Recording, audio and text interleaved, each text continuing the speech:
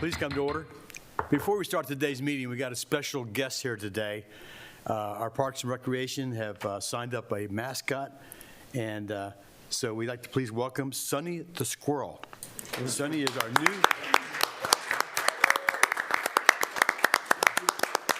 have here. Sonny's got something he's handed to me. Okay, let's see. Commissioner St. Mary's. Okay. Oh, it is a reminder for the annual Cherry Blossom Festival. On behalf of Sonny and the awesome team of Recreation and Parks, all residents are invited to attend the annual Cherry Blossom Festival this Saturday, March 18th at Lexington Park Manor, Paso Park from noon to 4 p.m. This free community event offers fun for the whole family, food trucks, arts and crafts, nature walks, community garden information, fitness booths, games, face painting, live music, giveaways, and much more. Free event parking is available at Lancaster Park, or residents can park at the Frank Knox Development Center and take the Express STS bus for $1. So please attend, and you will see the new mascot, Sonny the Squirrel there, will be there greeting you and the kids, and hopefully at many more events.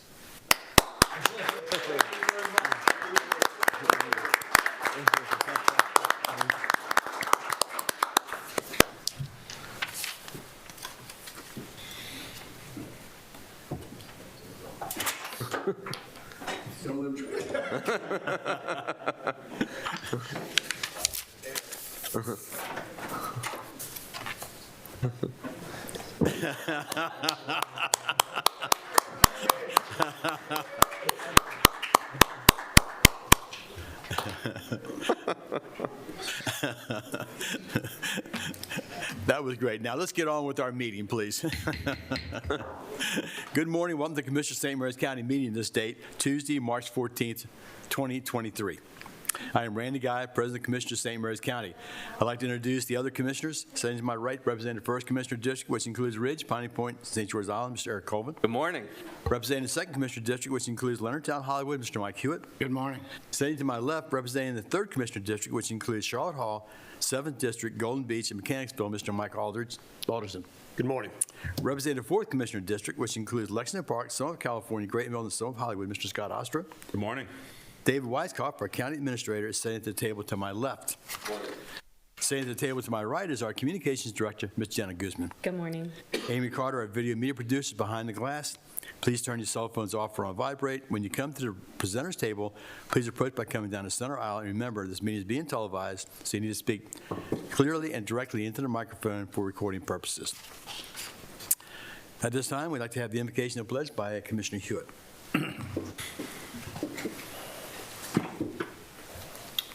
Heavenly Father, we come before you today in humility and faith. We thank you for all you've given us and the many blessings in our lives. We ask you for your guidance and strength. Show us the way and fill us with courage and wisdom.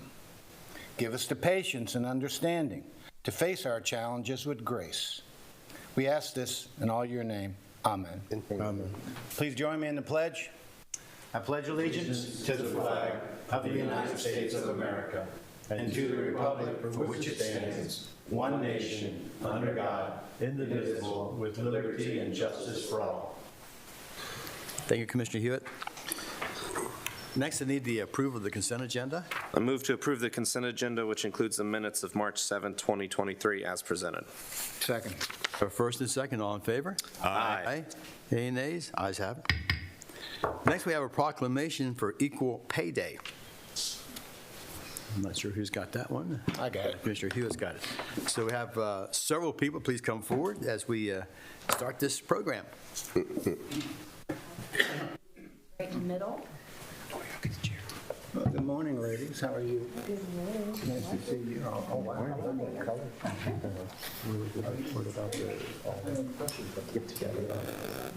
Let's have everybody slide this way just a little bit. Get Commissioner Guy in there. Perfect. Thank you. Okay, good morning. This proclamation is being accepted by Laura Jennings Harris, Director, Department of Aging and Human Services, Cynthia Brown, Human Services Division Manager, Department of Aging and Human Services, and Marta Kelsey, Hey, women. hey, neighbor. We live nearby. Whereas 60 years after the passage of the Equal Pay Act of 1963, excuse me, women and people of color continue to suffer the consequences of inequitable pay differentials. And whereas the Civil Rights Act of 1964 further strengthened laws for gender equality. And whereas, according to statistics released by the U.S. Bureau of Labor Statistics in 2020, women had median weekly earnings of $344, or 83.4% of the $412 median for men. And whereas over a working lifetime, this wage disparity impacts Social Security benefits and pensions. And whereas fair pay strengthens the security of families today and eases future retirement costs while enhancing the American economy. And whereas fair pay equity policies can be implemented simply and without undue cost or hardship in both the public and private sectors.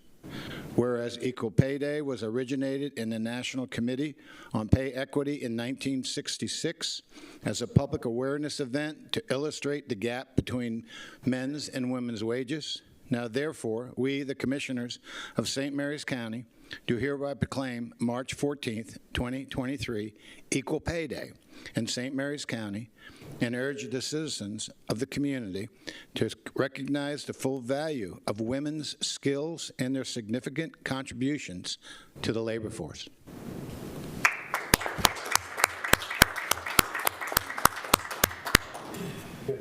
Thank you.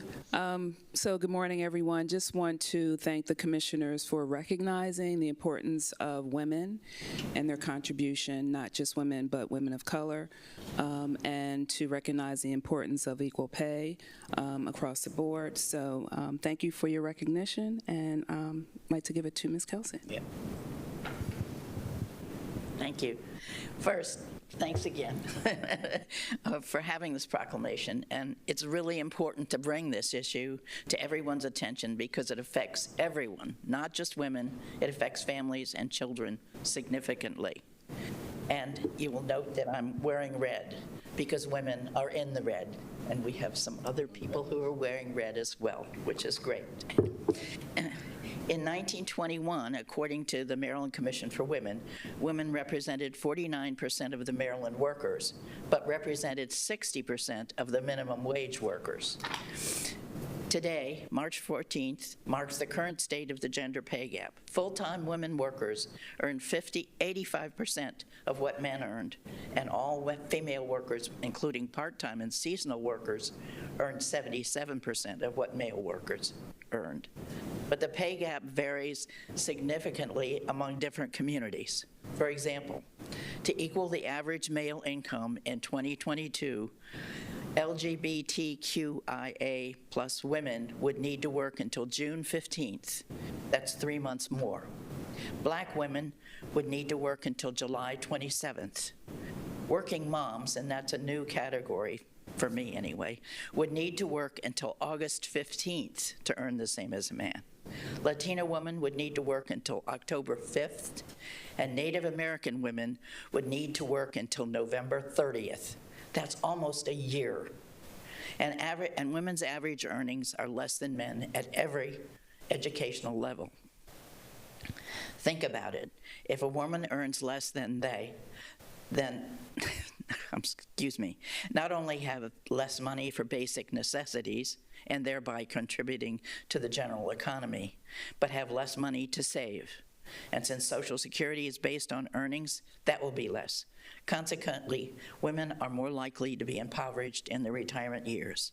We really need to do something. Thank you.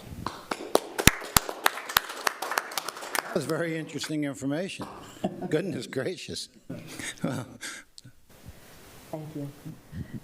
The only thing I could possibly add to all that is that in this county, we're very, very fortunate to have an active Commission for Women. These are women volunteers who are committed to the charge of community education and awareness. So I'd like to recognize those volunteers and thank you, Marta, and the rest of the women on the Commission for keeping this issue in the forefront of the public eye. So thank you, Commissioners.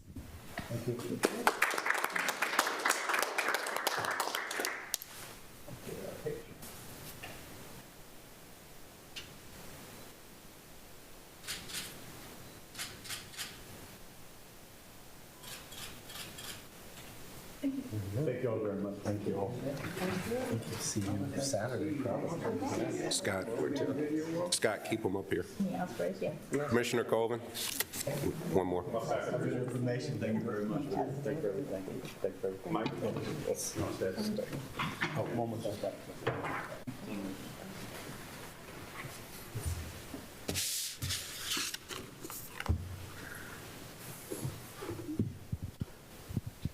Jenna, would you come up here, please? Okay. So today, the commissioners have a special commendation for Miss Jenna Guzman. Commissioners of St. Mary's County officially commends Jenna Guzman for going above and beyond and ensuring a local child had a memorable birthday experience by providing him a St. Mary's County flag that had been flown over the governmental center. St. Mary's County government is appreciative of your diligent work and dedication to ensuring our community is as strong as it can be. It is because of people like you that share that St. Mary's County is an amazing place to live. This date, March 14th, 2023.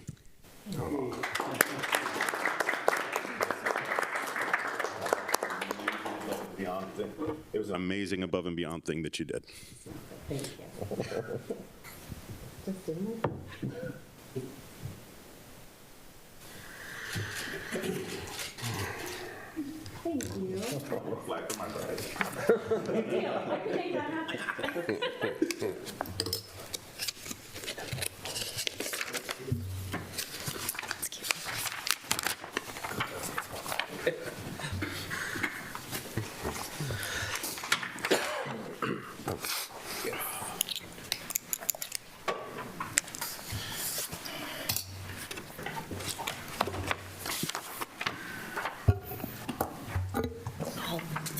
Okay, we'll move right into county administrator time. Thank you, Commissioner President Guy. And first up will be the draft agendas for March 21st and March 28th. On March 21st, you'll start at your normal time and place, followed by a proclamation for National Agricultural Day, followed by county administrator time, Office of the County Attorney for legislative updates, commissioner time, closed session for personnel, adjourn, and then reconvene at 1:30 for the Department of Finance fiscal year 2024 budget work session. And then on Tuesday, March 28th, you'll start at your normal time and place, have a commendation for Deputy David Alexander's retirement. St. Mary's County Health Department substance abuse crisis, and then at 9:40, the Department of Finance fiscal year 2024 recommended budget, followed by county administrator time, followed by Office of the County Attorney legislative updates, followed by commissioner time, and then adjourn. And the first thing on the agenda today is Circuit Court for St. Mary's County Courthouse Security Equipment Grant. And I saw Administrative Judge Michael J. Stamm. Michael S., I'm sorry. Wait a second, Michael. I'm good. It's Michael J., but a little formal there. Oh, it was. I was right. I thought. Remember, I went to one of your weddings. You did. Went to one of them. Thank you.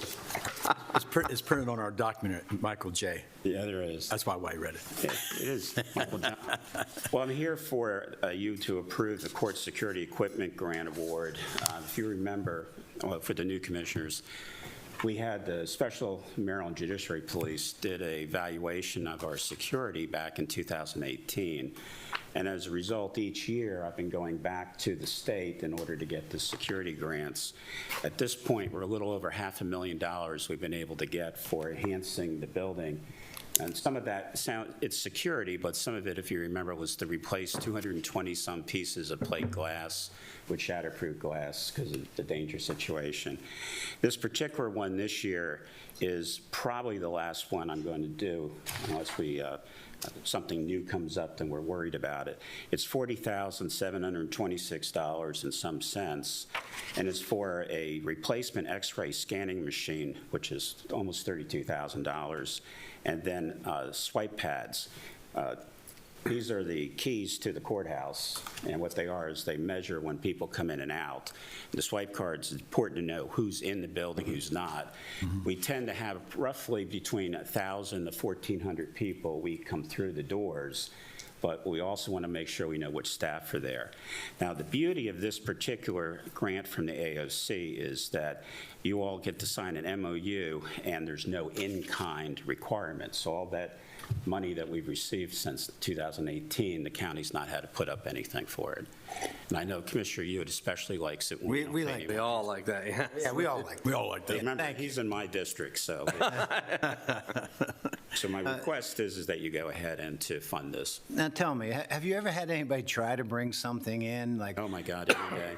I mean, I'm sure you have, but I guess what I say is that I'm always amazed when I hear about the number of people trying to bring guns through the scanning machines at TSA at the airports.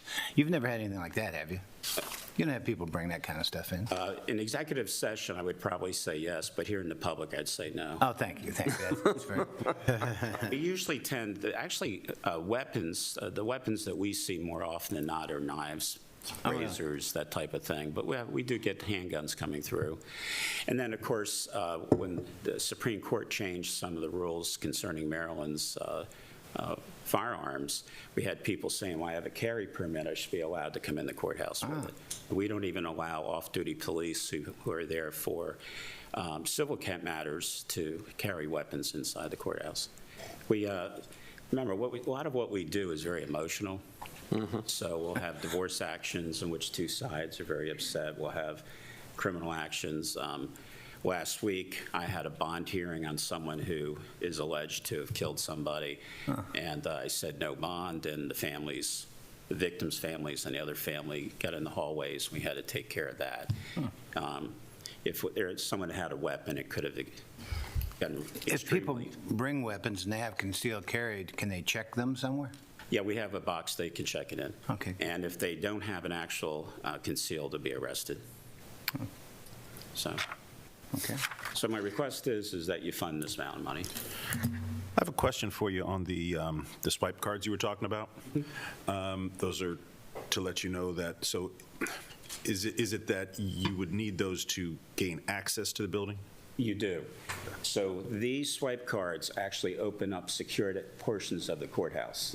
So I'm the administrative judge or chief judge, but my key doesn't open up into certain sections of the building. It's only where you need to be that your key allows. So the only folks who actually have access to the entire building are our security people and the court administrator and the assistant court administrator. Will those, because I know in my job, some people will piggyback in, one person swipes in, everybody else follows them in. Will those cards track you regardless of whether you swiped in or not? Is there a chip in there that allows? No, there isn't. But what there is, and what you brought up is the reason why we're doing these, is that no one will be allowed to come in without doing it. You can't piggyback. Okay. Because people do it all the time. Right, sure. I've been working here 10 years. That's my friend. And then, of course, when they come walking in, we don't know they're there. And if there was to be an event in the courthouse, we want to make sure we know who's there. Excellent. Thank you. Okay. Need a motion? I move to approve the Circuit Court Security Equipment Grant Award from the Maryland Administrative Office of the Courts on behalf of the Circuit Court for St. Mary's County for courthouse security improvements in the amount of $40,726.77 and authorize the Commissioner President to execute the related documents. Second. I have a first and a second. All in favor? Aye. Any disapproval? Ayes have it. Thank you, sir. Thank you for being here. Okay. Thank you. Next up, from the Department of Economic Development, is a pilot agreement with Cedar Lane Senior Living LLC. Chris Casalemas, Director of DED, along with Eric Golden, President and CEO of Cedar Lane.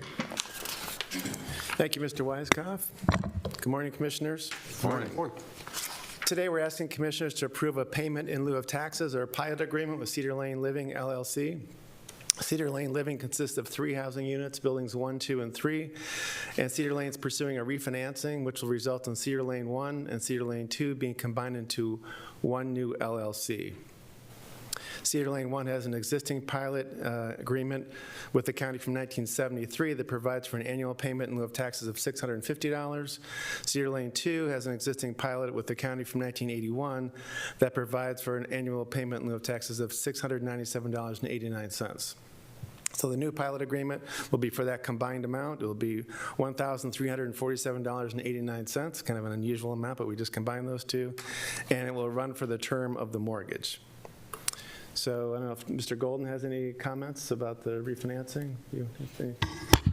Good morning, Commissioners. Good morning. Thank you for seeing us today. Obviously, I don't think I need this. Oh, no, you got to use it for the public. Yeah, for All right. TV. Well, I'd appreciate the opportunity to speak to you about Cedar Lane and our goals, and obviously approving this pilot agreement would allow us to continue to provide necessary funds to our project to ensure the freedoms and that our residents are able to live and enhance the quality of their lives. Mr. Golden, it's always nice to see you, sir. We've met a couple of times. Yes, sir. I'm not sure I've seen you here before, but maybe you have and I just forgot. But it's always nice to see you. Now, tell me, when you get this program, does it allow you to provide cheaper, I shouldn't say cheaper, more cost-effective services to your constituency or the people who live there? What it does, sir, it allows us to maintain our current levels of operating. The refinance is designed to actually renovate one of our oldest buildings, certain common areas, again, enhancing the quality of life for individuals and giving them a more pleasurable, aesthetic building to live their best days in. Well, you know, you and I have talked before about some of the needs at Cedar Lane, and I think this commissioner board, especially this commissioner, agree we want to help you wherever we can.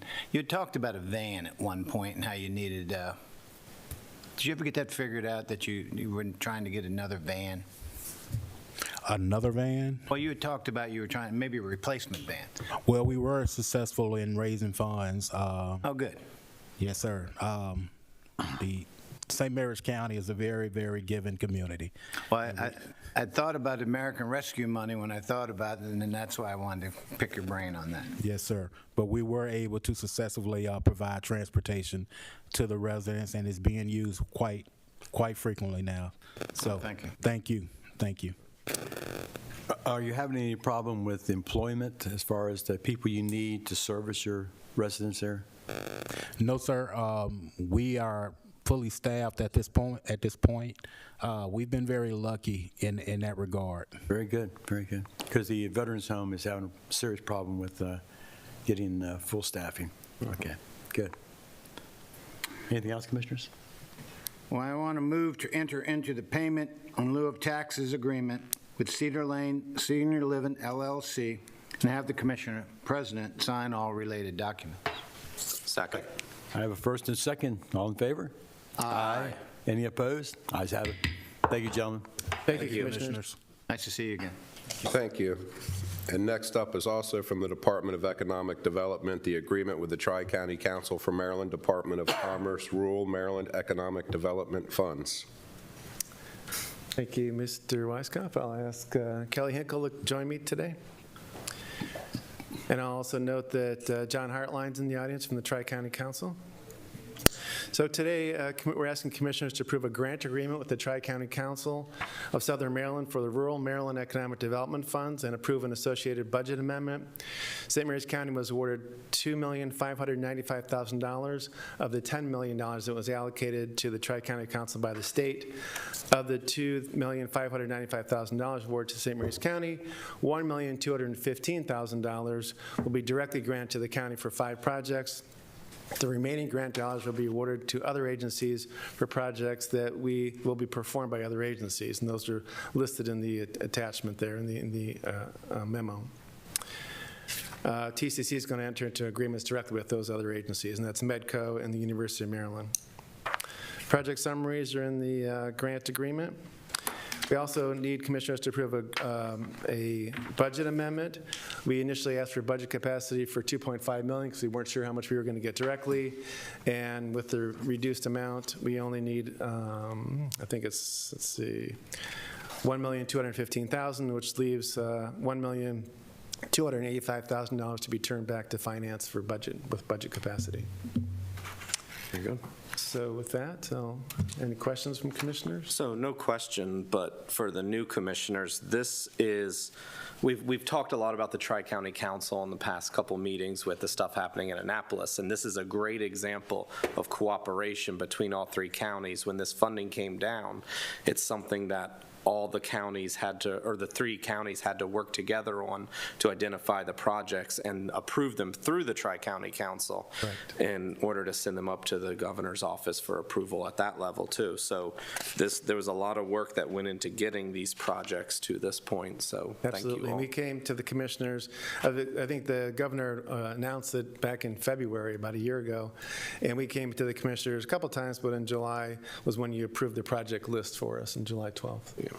It's been a long time, but we're happy to get here. I think Mr. Hartline said we're the first of the three counties to have an agreement, so it's good. Great. Well, it's good news. Yeah. Tell me, did have a couple questions for the public's enlightenment. Sure. Of this $1,090,000, you're talking about $100,000 for the Lexington Park Development District Implementation Plan.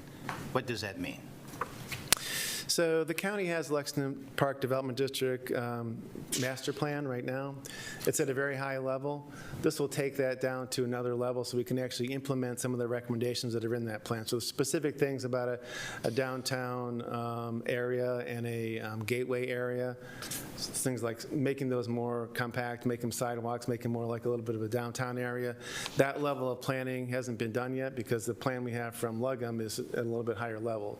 So it'll be to hire a consultant to kind of drill down a little bit for what exactly we can do in the next steps. The reason I bring that up is some constituents brought to my attention at Commissioner Ostro's town hall that they're concerned that Lexington Park didn't have its own identity. Didn't have, why didn't it have a mayor? Why isn't it incorporated like Leonardtown? Yeah. And I said those are great discussions for the comprehensive plan, which should be coming up, or Lord knows we need a new land use director first. But that's a great idea for something like that, and also we don't want to add a burden per another tax per se to the people of Lexington Park, but we need to get some kind of community there, or recognition that it seems to be so spread out. The development district is so big. We need recognition of a downtown Lexington Park. Yep. Now, you talk about regional airport public space enhancements for $380,000. What are you talking about? So, as commissioners know, we have the Aero Park Innovation District, and we have a master plan for that. And they recognize the terminal as kind of the front door to the Innovation District, a place for meeting, gathering. And I know when I came here, the terminal was not used. I think the Chamber of Commerce had an office there, but it's basically an empty building. So we decided we needed to use that. It's a county-owned building. We need to utilize that space, and the master plan kind of fed right into that. So the idea has been to enhance the terminal. The county's done some preliminary improvements. I think the commissioners are out there for a ribbon cutting. But there's additional improvements that are slated to be done. We added food service. We updated that. We put a kitchen in there when it wasn't a kitchen before, and Bird Dog Bistro's in there now. Now it's to make it a little bit more of a welcoming, more of a meeting, gathering place. So there's specific, there's additional improvements that are being made to the interior from some state funding. They're redoing the bathrooms and some other things. But there's also, this is specifically for the front of the terminal. So if you drive by the terminal, it doesn't look very welcoming. It's kind of like a concrete and some rotten-looking trees and pavement. This is to make it more welcoming and to make an additional place for meeting and gathering. So it's actually do improvements to the front of the building, in the parking lot in the front of the building, put some green in there. We have a landscape architect who's done some preliminary plans for us. So it'll be to put some plants, also do like a pergola-like structure out in front to carve out a little bit of the parking lot without reducing parking spaces, and make it so you can hang out there. There'll be some shade. So if you want to grab a sandwich and hang out outside, if we're doing a farmer's market, you could do it around that center plaza area. So these are improvements that we have identified, but we don't have funding for, so this $380,000 will go towards that. All right, well, I mean, I sometimes wonder how the selection was made, but I'm not disputing. Urban Legacy Plan Development, what's that mean? Do you want to talk about that one? Yeah, I can. Yeah.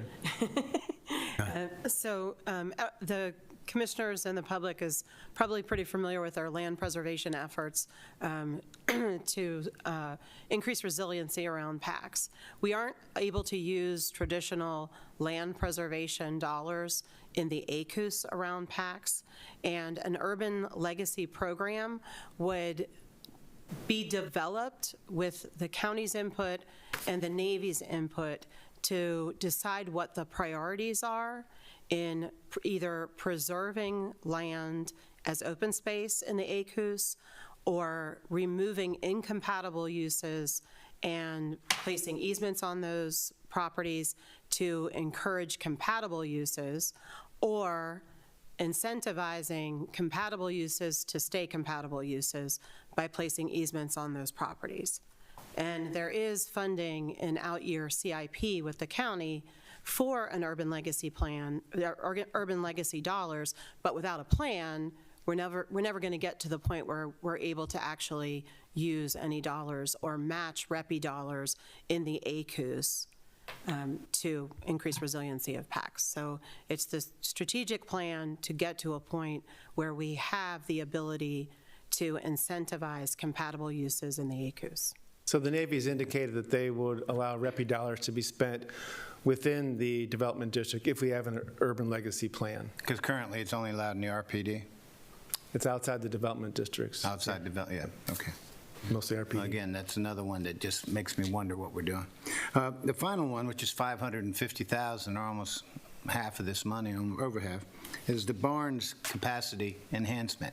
I would assume we're talking about the Barnes at Newmarket? Barnes at Newmarket, correct, Commissioner Hewitt? And when you want to talk about enhancing capacity, we're not going to be able to put another access in. We're going to continue to have that same bottleneck we tend to have right now with the entrance.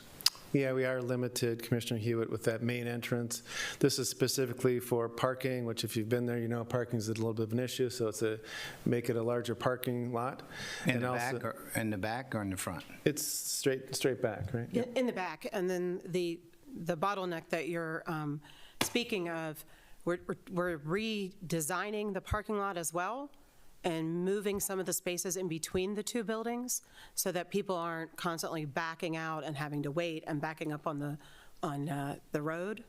And so we're trying to move traffic and push more parking to the back behind the value-added building. Okay, I agree with that idea, because what's happening, I mean, we've been up there a couple of times, my wife and I, and we end up kind of stuck getting in because someone's waiting for someone to pull out, and it's kind of a tough three-point, whatever many point turn it is to get out of there. So I'm not telling you what to do, you're the experts, but it just seemed like it would make sense to have that as ADA, you know, wider for somebody in a van or drop-offs, something. Yep. Yeah, we've like discussed that. Having it loading and unloading only, and also ADA. And make it's so tight that if someone pulls in there with a pickup truck, it's just very tight to get in and out. Okay, well, took care of that. Thank you. And Public Works and Transportation's, you know, doing the design, and they're the ones who are leading that project. We're just funding that. Great.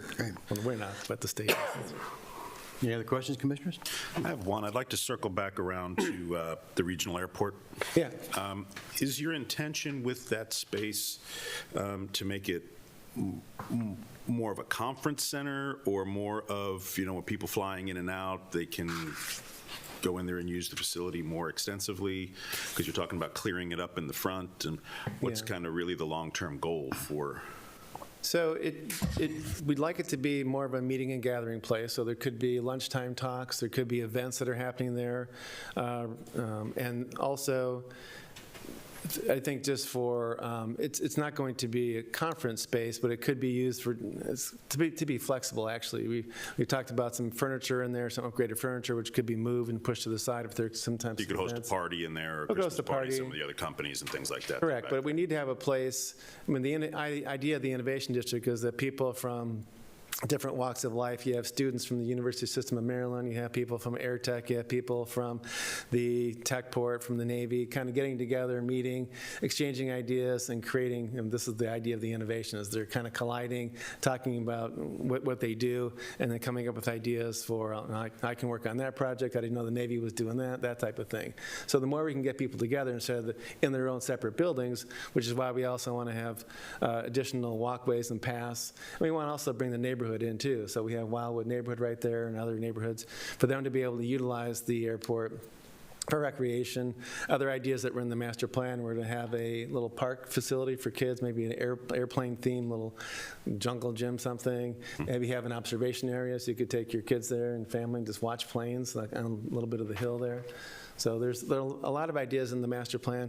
I'd like to come back to the commissioners with an update of the Aero Park Innovation District, just kind of what we're doing, what the plans are. Yeah, I'd like to know a little bit more specifically, because it seems like there's just this wide assortment of plans, and it's almost like, you know, the Chinese menu with too many things to pick. It might get a little muddled.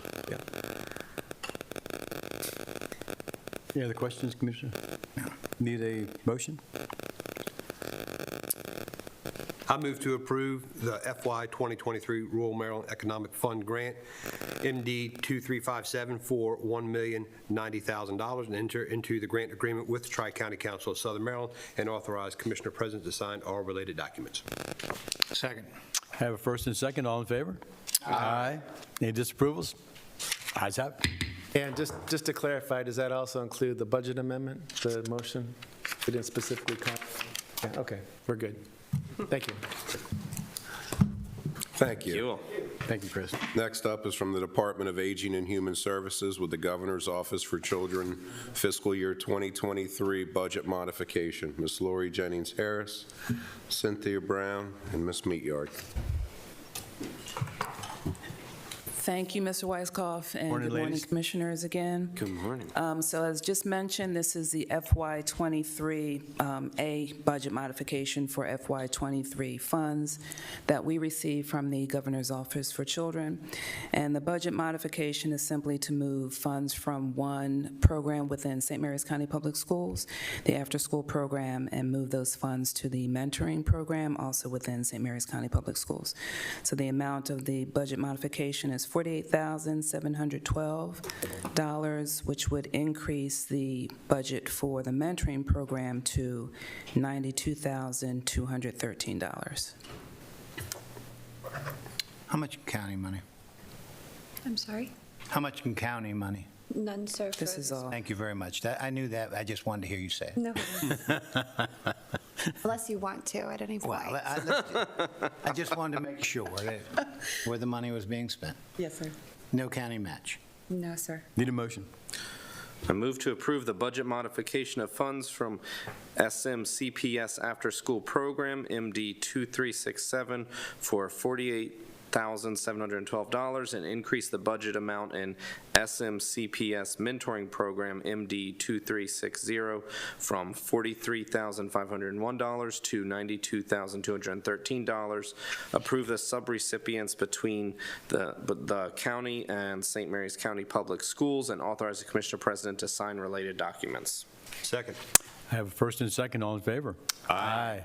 Any disapprovals? Ayes have it. Thank you. Thank you. Thank you. Thank you, Commissioners. Next up is also from the Department of Aging and Human Services with the Medicare Improvements for Patients and Providers Act. Ms. Lori Jennings Harris. Thank you, and joining me is our fiscal manager, Ms. Gauri Apte. And so, as just mentioned, this is the FY23 Medicare Improvement for Patients and Providers Act funds. This is the notification of grant award from the Maryland Department of Aging in the amount of $6,657. And these funds are used to help us do outreach to the community to help educate older adults about Medicare benefits. So do we see elderly people who aren't aware of the benefits that they're entitled to in Medicare? Is that what we're trying to help here?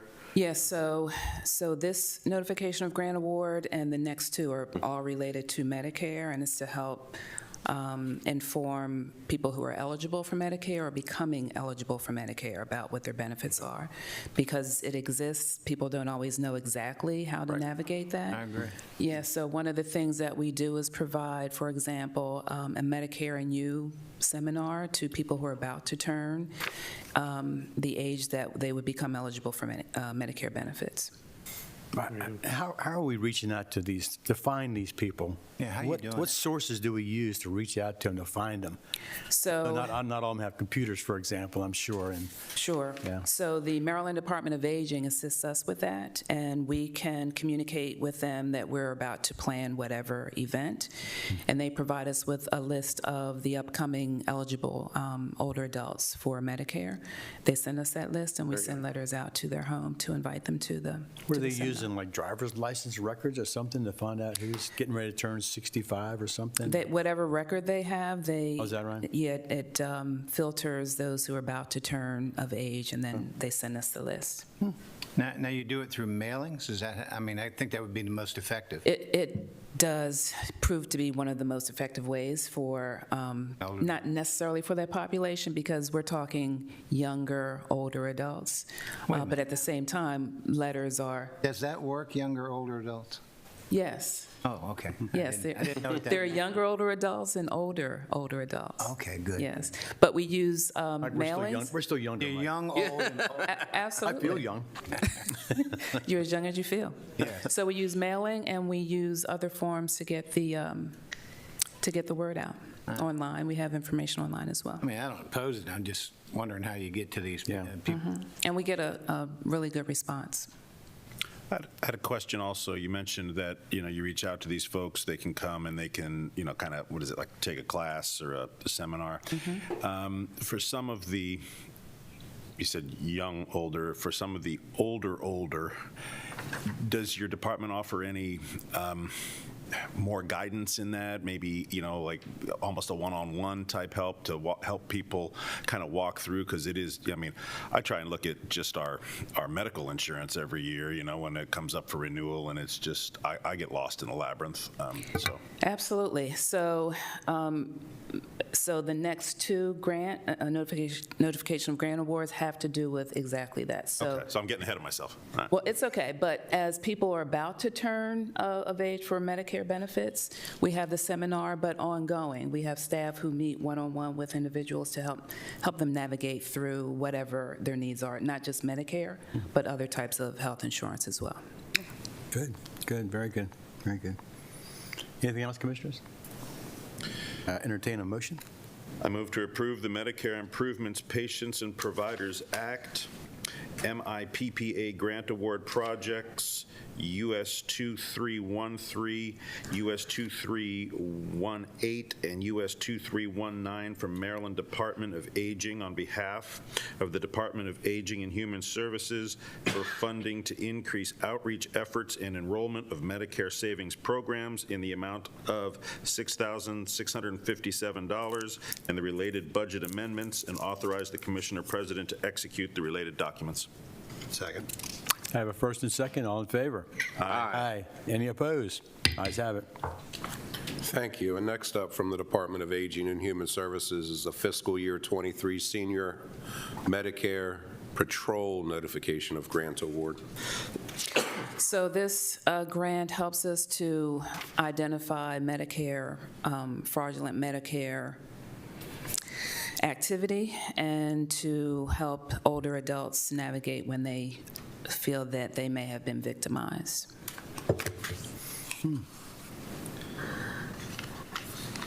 That's unfortunate, but I think that's happening a lot more often and frequently.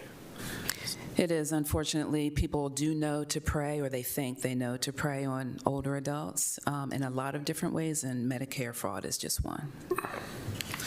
All right, I move to approve the Senior Medicaid Patrol Notification of Grant Award Project US 2361 from the Maryland Department of Aging on behalf of the Department of Aging and Human Services to provide outreach and education to Medicare beneficiaries in identifying, preventing, and reporting healthcare fraud in the amount of $4,024 and the related budget amendment, and authorize the Commissioner President to execute the related documents.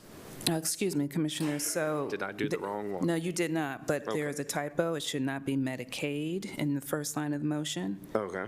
It should be Medicare. Medicare. Yes. I Thank you. apologize. Medicare, Medicaid. I got that straight. Okay. Do you need to reread the motion? No, I'm good with it. I amended to say Medicare. Okay. Second that. I have a first and a second. All those in favor? Aye. Any disapproval? Ayes have it. And backing up real quick, question on this topic. A lot of people, as they're caring for elderly family members and parents and relatives and friends, can they reach out to your office for help in dealing with these type of issues, warning signs, and helping to prevent fraud? Is that something? Absolutely. That's one of the many things that we do, and they may call 301-475-4200 at extension 1050. Very good. Thank you. You're welcome. Thank you. And last up from the Department of Aging and Human Services is the notification of grant award for fiscal year 2023 Senior Health Insurance Program. So, Commissioners, this is NGA, also from the Maryland Department of Aging, in the amount of $15,000, and also connected to Medicare, providing counseling. Commissioner Colvin, what you were just talking about, counseling and education about Medicare benefits, as well as other health insurance benefits. Ms. Harris, I'm always amazed at the amount of grants you're able to process and go through, and I want to thank both you ladies for, putting your efforts in, and all your staff, actually. Thank you. I know some of these are like 15,000, 4,000, 6,000, but they're out there for getting, and thank you for going and getting them. You're welcome. And Thank like you. Commissioner Hewitt said, you make that money go really far with what you do with it. So We do. Thank you. Hey, was that phone number extension 1050? Yes. I got it. Okay. And as elder people, we need more care. Speak for yourself.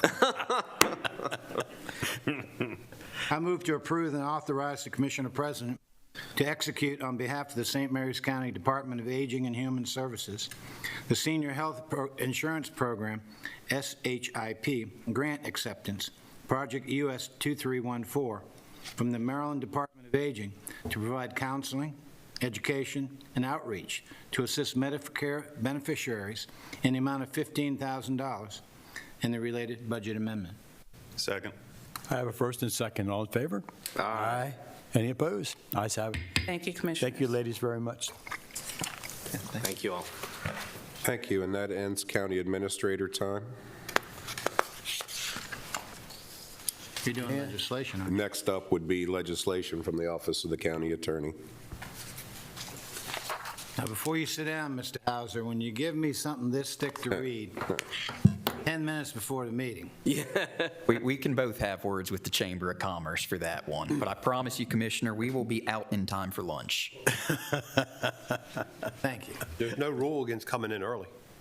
Well, that's true. But Commissioner Alderson, you need to know. Yeah. If I'd have known this was out there. I got to admit, this is one heck of a package you put together. You spent all night last night putting this together, didn't you?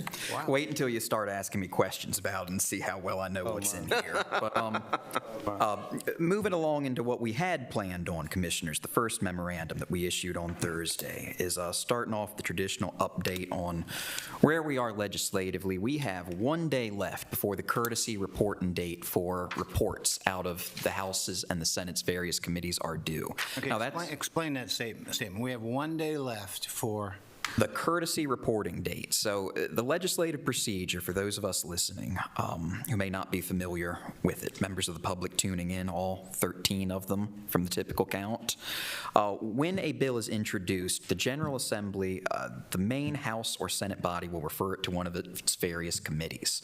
That committee then holds hearings. It probably refers the bill to one of its own subcommittees for a more in-depth analysis, and that subcommittee and committee, depending on which level we're at, will report back either a favorable, unfavorable, or favorable with amendments position on the bill. It's the committee's communication to the body at large what they think the legislative body should do with it, because there's not time enough for the entire Senate or entire House to give careful consideration to each bill that's filed.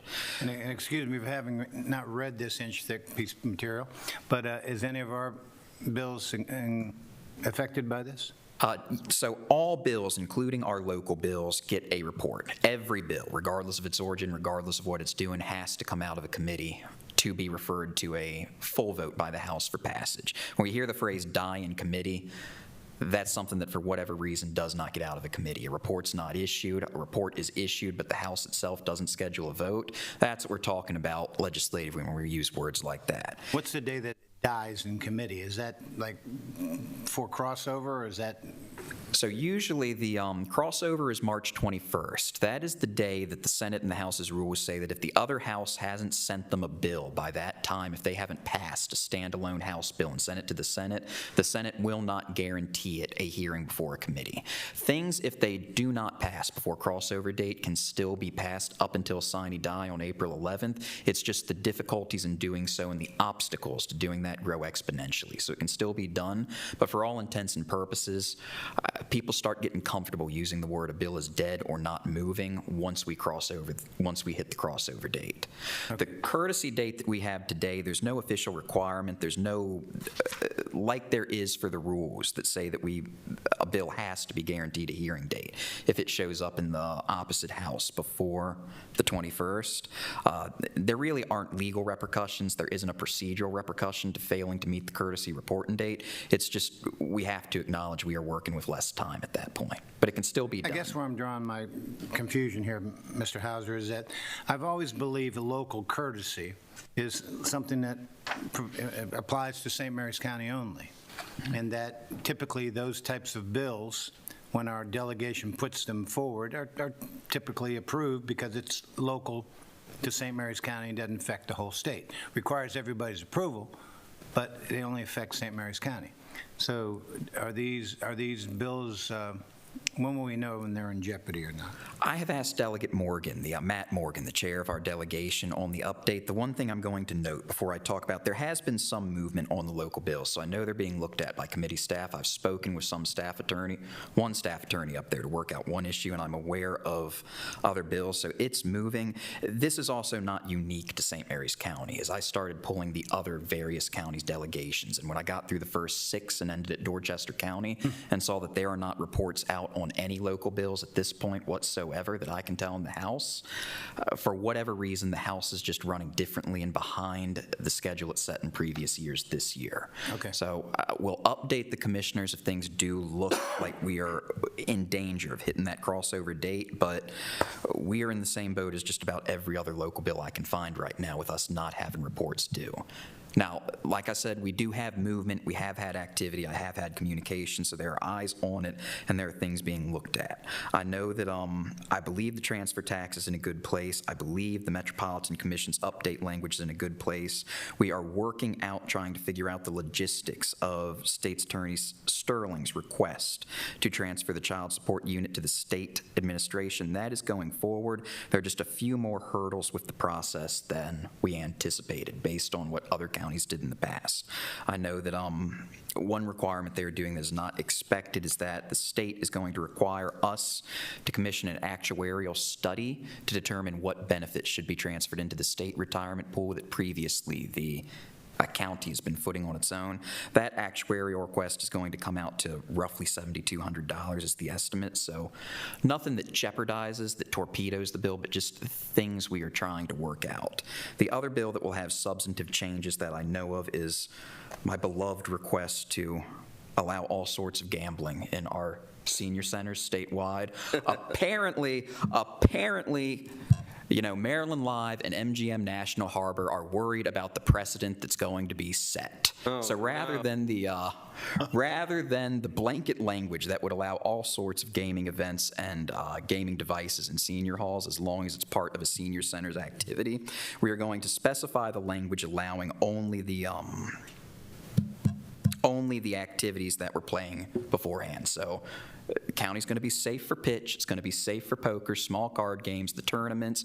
We're going to figure out a way to fit bingo into our existing bingo laws. So we're going to have a refinement down there. But at the end of the day, we should still be getting what we want at this bill. It's not going to be quite what we set out to get. but of all the things, but. Are you saying those big casinos have stronger lobbying groups than we do? You know, I will, no comment. I'm going to leave it at that. I've got a 12 o'clock deadline to have this wrapped God up. forbid that we compete with their, constituencies that play in their casinos. Wow. I mean, we're talking about people who want to play bridge. Casino, things like that. Yeah, That's in poker. Well, Goodness all I know is that I spoke with the staff attorney for the Ways and Means Committee, and we've identified a path forward that I think will satisfy all involved, including our constituents. But it is kind of one big giant shrug of the shoulders, oh, really? But we will get there. Good. The bond bills, no reported movement. We've had the delegations bills passed by the Senate. They have still not been assigned a hearing date in the House Appropriations Committee. We are still awaiting reports on the House's own iteration of the bills. So we're in communication with the delegation. We're continuing to monitor. Again, it's atypical that we would be this far along in the process and not have committee reports. But based on how other county delegations are being treated by statewide, it's not, in our estimation right now, reason to think these bills are dead or not moving forward. It's just the House of Delegates is moving slower than it has in the past. Okay. Moving on to updates on other legislation we have tracked. I did want to give the commissioners a brief update on two of the marquee issues we've talked about at some length previously, and which are some of the largest legislative initiatives this year. Those are an update on the status of the cannabis reform omnibus package and a update on the legislature's overhaul of our concealed carry firearm transportation laws. HB 556, the cannabis reform, has passed out of the Senate on what was almost, or the House, pardon me, on what was almost a strict party line vote, 103 to 32. It did pass with some amendments that the Senate has not taken up yet and will have to before it's passed. Those Senates do change some of the particulars. Our fractional share of the already fractional share that the counties are allotted of the revenue tax, our percentage of the 1.5% that will be divvied up among all the counties will now have to be earmarked toward behavioral health and drug treatment expenditures. It will not be general funds we can use for any purpose whatsoever. There's also an... Back up a second, sir. When you say our percentage share of our percentage share, is that what you said? Yes. So how it is that the state is assessing a sales use tax of 6% in fiscal year 2024, raising 1% every year thereafter until hitting a max of 10, and I believe 2029, however the math works out on that. Of the state tax that is collected, 1.5% of that entire amount. 1.5% of the 6% in fiscal year 2024 will be distributed amongst all the counties and municipalities according to how much revenue is generated in each county. So St. Mary's County has roughly 1.8% of the state population. Fiscal year is Fiscal and Policy Notes estimate for total state revenues in FY 2024 is $24 million statewide.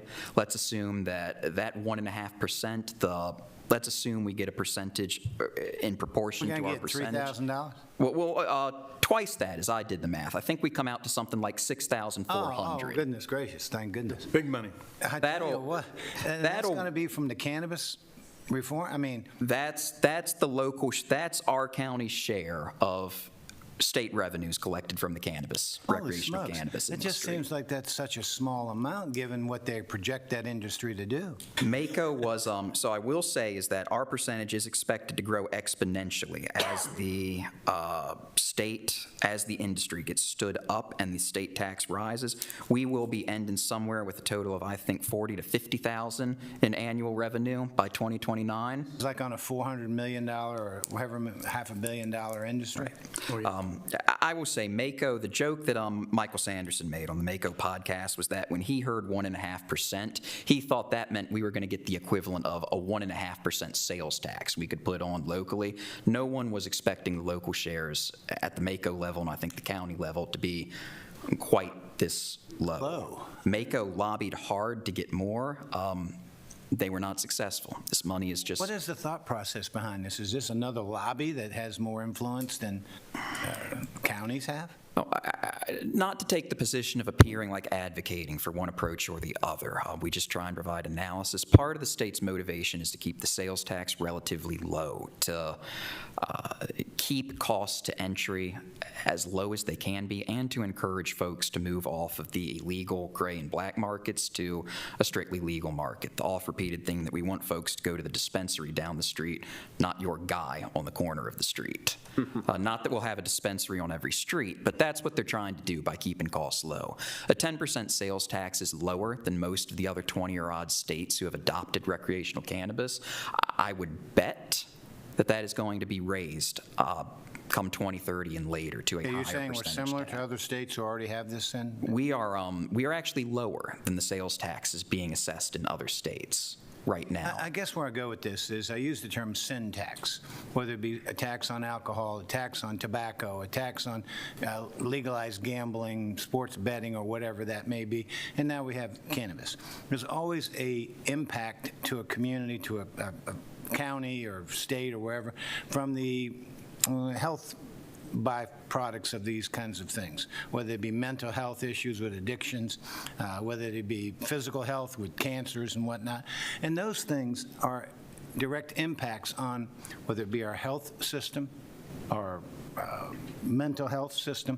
That whole thing needs to be addressed in some shape or form. So I wonder what the thought process is when such a low percentage of the money generated by this, where does the lion's share of that go? Is that profits that go to the manufacturers, to owners of the dispensaries? Where's that maximum, where's that money go? So the rest of the sales use tax revenue is divvied up accordingly to, there's going to be a large percentage of it. I can't give you the exact number without referring to the fiscal and policy note, and the bill has ballooned to 100 pages, so that could take a little bit of time to look up right here. I know that a good percentage of it is transferred to the to-be-established Cannabis Enforcement Division within the soon-to-be renamed Alcohol, Tobacco, and Cannabis Commission. There's a lot of it that's going to be earmarked towards social equity and investing in communities that the state feels were underserved, underrepresented, and overburdened during the war on drugs and other enforcement measures. That's a good bit of it.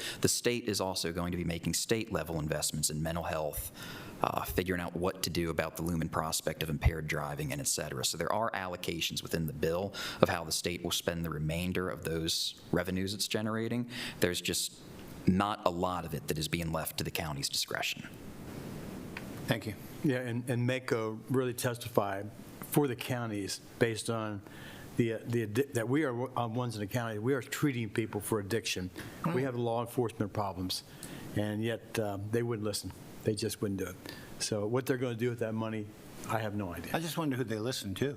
They wouldn't listen to us. I'm pretty sure they weren't listening at all, right? They weren't listening at all. Part of the in the House debate was, I do believe, there was an amendment added that suspends local input on zoning for the facilities. So we're going to have it in the critical areas again? No, we're not. I'll stand right there at the county line if I have to. Zoning is a mix right now. Unchanged in the bill, as passed by the House, is the somewhat murky language that the counties can pass reasonable zoning or planning and zoning restrictions on the location of future cannabis facilities, be they dispensaries, processing facilities, or growing facilities. On the flip side, they also say that those zonings which the counties pass cannot unreasonably burden carrying on the cannabis things. Exactly what that means, there's confusion. That was another thing that Mako tried to clear up, that the legislature was not receptive to in the House. Well, I think it's reasonable to assume if you put them in the development districts, it's where you want development, but do not want them in the critical areas. But they haven't defined what is reasonable, correct? Correct. That's up to the counties. And I mean, if someone were to just grab me off the street and ask what I think of it, I make my oft-repeated thing that planning and zoning is about, short of the ability to punish someone for killing or harming another, planning and zoning is about one of the most ancient powers a government has had, telling us where we can do. I have that little line about the Romans bidding the tanneries to move to the far bank of the river Tiber. We've been doing it for 2,000 years. You're going to be allowed to regulate where these go. Someone cannot show up and say, I have a cannabis license. The state says I'm allowed to go here. You have no input in the process whatsoever. That is not how I read it. The one thing that we are preempted from doing is any cannabis operation that was in effect operational before or properly zoned as of, I think, October 1st, 2022 was the cutoff date, and I'd have to refer back to that. Existing facilities are allowed to remain in place. They're also allowed to adapt over from being strictly medical operations to now serving the recreational industry as well. The state, what we are doing here is we're abolishing the difference between the distinction between a medical producer and a recreational producer. We've just got cannabis producers. And we cannot, for example, say that because you were only licensed as a medical facility up to this point in time, that we could get in front of you that way by saying, well, now you're doing recreational. We can't allow that in that thing. So the buildings that they've got right now allowed to stay in place. The operations that they've got going on right now allowed to stay in place. But we can zone reasonably new uses, is my read Okay, of so the whatever bill. they approve, it takes effect July 1st or October 1st? It's, I need to go back and check. I think it's because the bill changes between, sometimes it uses the word operational by a certain cutoff date. Some days it says approved by a current date. And knowing the amount of public attention that has been paid to this particular issue here in the county, I'd like to look that up and report back next week with an update for a precise Well, what I it guess is. my point would be, is this important that we get in front of it too? Whether, our, planning commission, land use. Yes. So we have those in place by the time this takes effect. we're going to want to wait and I think see what the final bill is that makes it out of the Senate, but certainly I think that come the end of it, we will need to update the current zoning text amendment that we passed last year. Do not that want to did get affect. caught with our pants down like we did last time. Correct, and we are aware of that. It's something that of all the bills we've got, short of the local ones, this is probably the one we are tracking most carefully upstairs. Thank you. Moving on from cannabis to guns. SB 1, which would be the state's response to the Supreme Court decision effectively telling Maryland it must allow concealed carry licenses in the state, the Maryland and the 5 other states that still had restrictions in place. This has passed out of the Senate on the 13th by 31-16 vote. This one did have a fairly extensive amendments made. Originally, it was written to ban the concealed transporting a firearm, wearing, concealing, or carrying, etc., within 100 feet of a place of public accommodation. Place of public accommodation basically defined to be anywhere a general member of the public can go and sit in, do business, eat, shop, etc.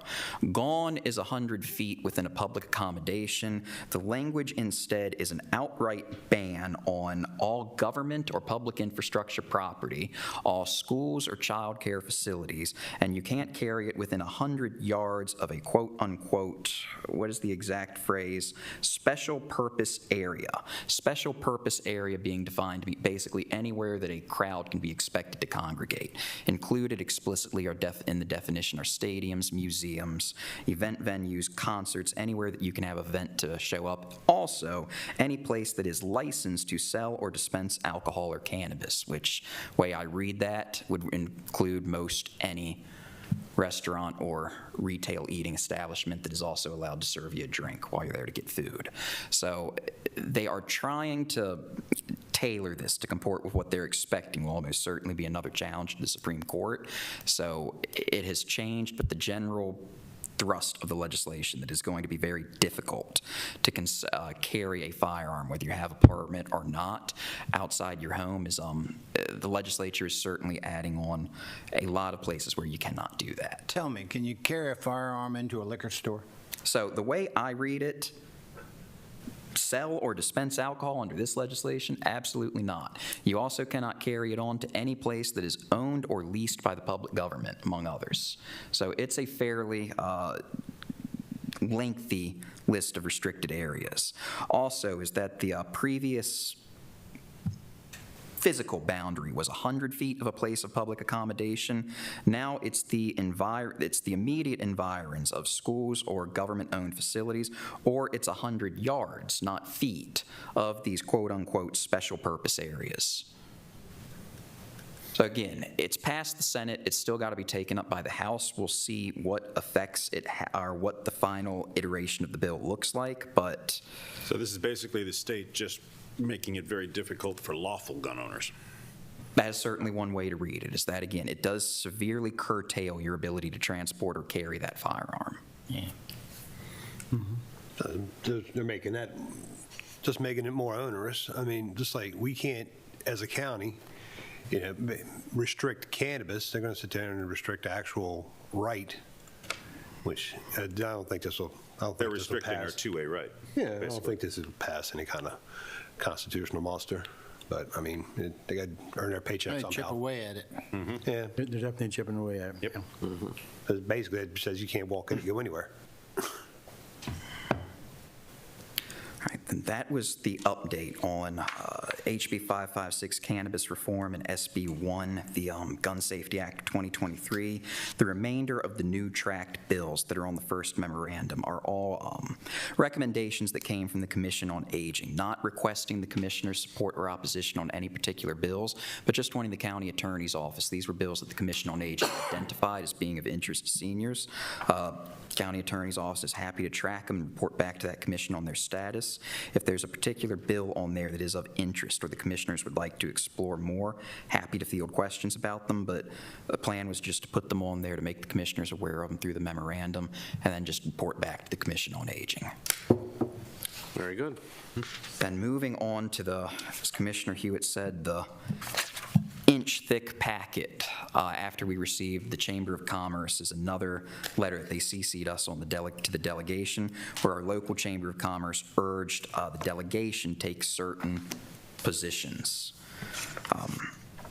We'll try to go through them at as brisk a clip I can. The Chamber of Commerce did not explicitly request the commissioners adopt any positions with respect to them. They did inform us what position the Chamber has taken, and in the past the commissioners have considered that and issued letters of support or opposition as they feel might merit it, but I'll also just note that I'm sure there's a reason the Chamber of Commerce CC'd us on it.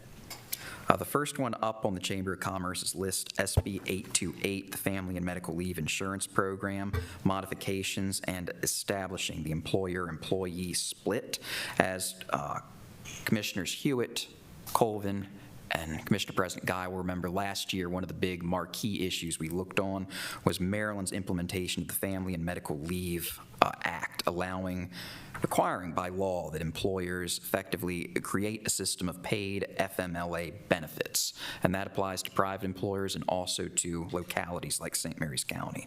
But applied to a certain threshold. Yeah, wasn't it like 50 people? Or... I believe, I'd need to go back and check. I thought it was if you were employing 15 or more. When I got this bill, did not go back and refresh my recollection of what the threshold is for the employers. Remember there was 5. I didn't know if it was 50. I think it was 15. But I'll double check. That is the number that is coming to me. I believe it is 15. I believe you are correct. Okay, go ahead. Certainly. Generally, the Chamber opposes this bill because they think there's still, well, their words are that they do not believe the bill adequately creates a clear system, that they have concerns that as drafted it would not be implemented in a clear and appropriate way, and that it would place an inequitable burden on employers. MACO supports this bill with amendments, and the employers and the amendments MACO seeks are that they would request that the employer contributions that have to begin under this bill be deferred from a start date of October 1st from October 2023 to January 2024. So that would give time for counties to 3 months? That's big deal. All right. Mm-hmm. Go ahead. So, but they thought that that would give counties more time to properly consider and prepare for the budget implications of these contributions ahead of FY 2025.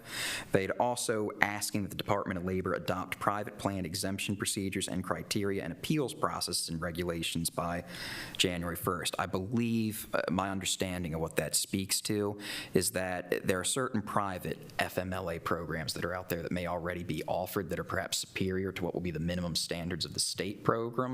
And I think, as I read the thrust of MACO's testimony and their opposition, is they think there will be some unnecessary duplicate expenditures, and you might see a weakening or a chipping away of those private plans that are already doing the job that the state required plan would then address.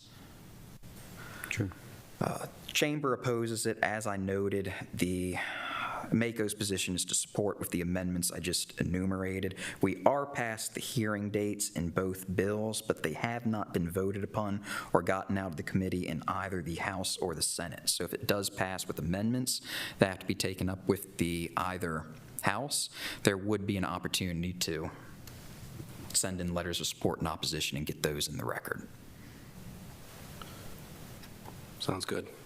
All right. So we're going to send a letter I think we should. opposing it? Yes. Okay. Got a consensus on that?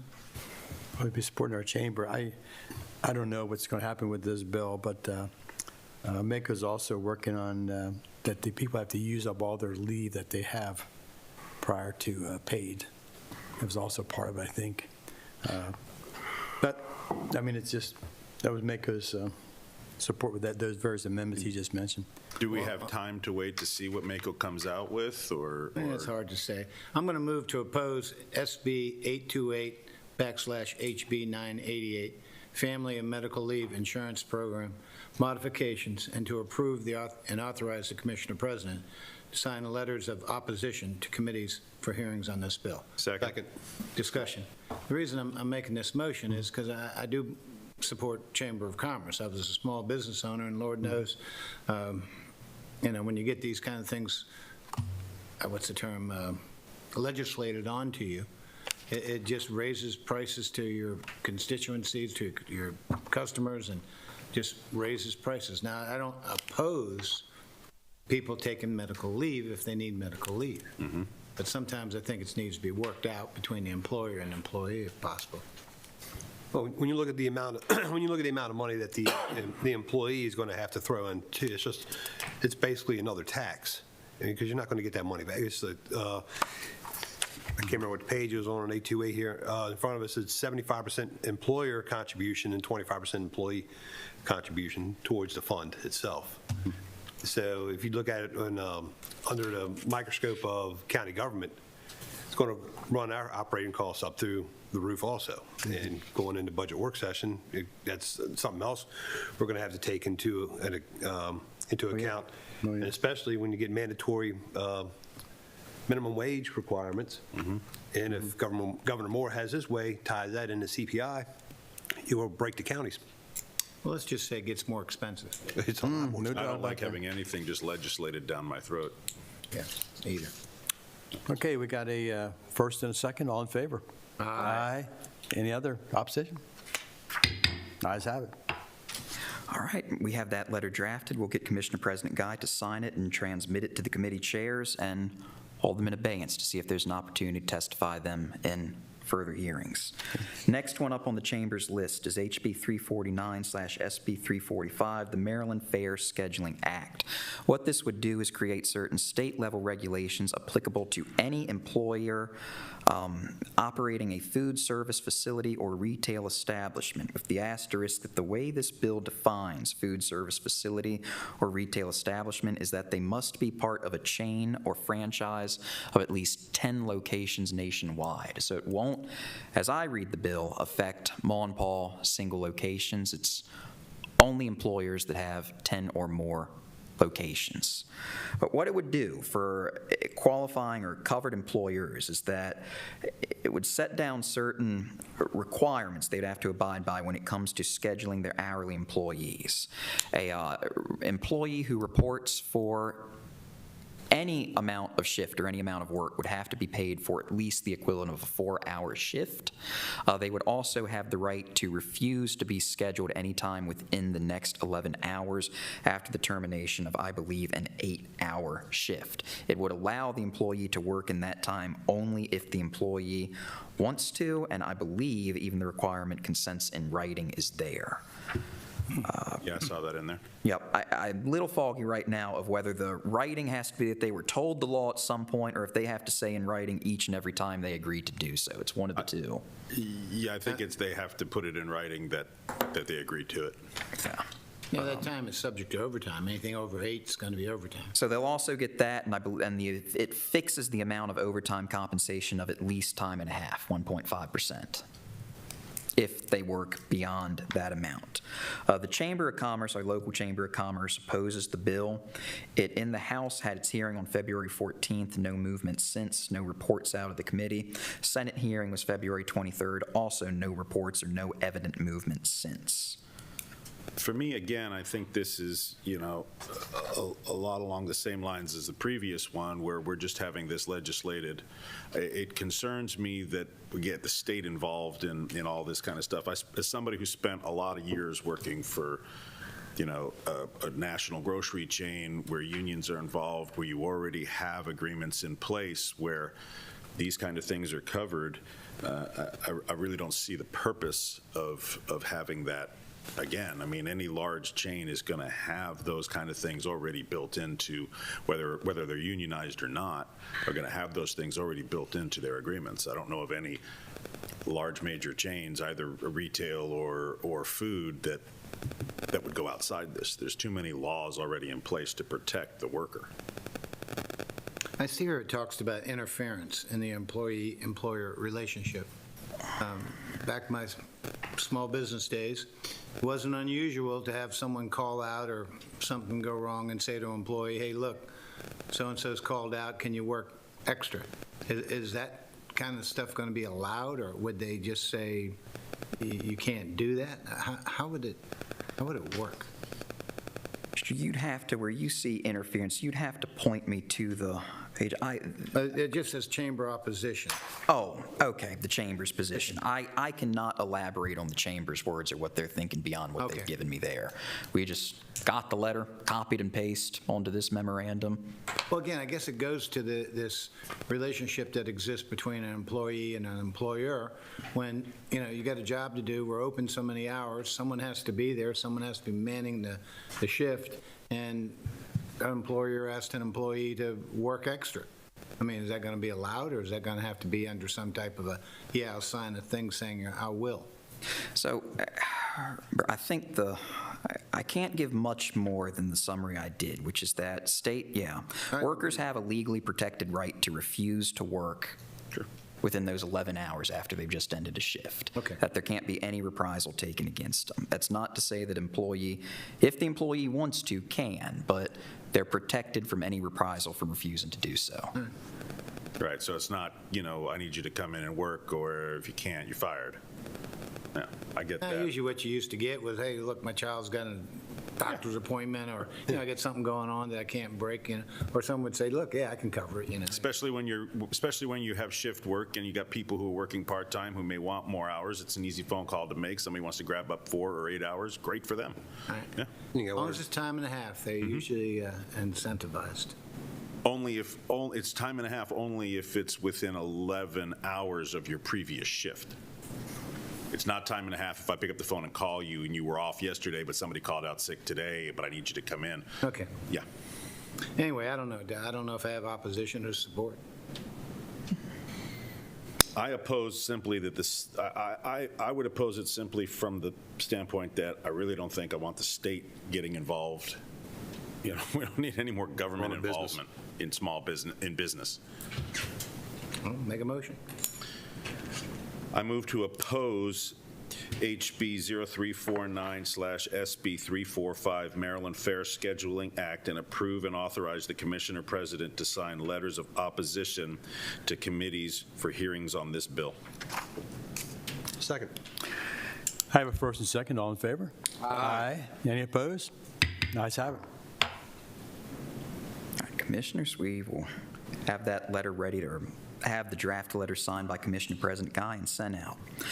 Third on the Chamber's list is SB 432, a repeal of the inheritance tax. And this one, mercifully, is 1 page long, so I think I understand what they are trying to do here.